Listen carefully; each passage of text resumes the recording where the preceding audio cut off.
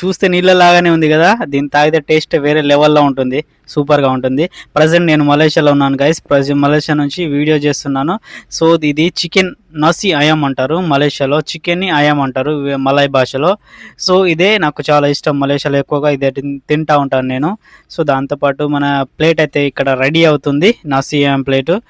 నాసి అంటే రైస్, అక్కడ రైస్ మన కోసం ఫిల్ చేస్తుండే ఒక కప్పు రైస్ అండ్ కొంచెం చిల్లీ సాస్ కూడా మొన్న అడిగాను నేను, ఎందుకంటే మనం ఎక్కువగా స్పైసీ తింటాం కదా తెలంగాణలో. అయితే మన ప్లేట్ అయితే రెడీ అయిపోయింది స్పైసీగా. సో ఇదైతే తినేద్దాం, మనం తినేసి టేస్ట్ ఎలా ఉందో చెప్తాను మీకు, చూడండి.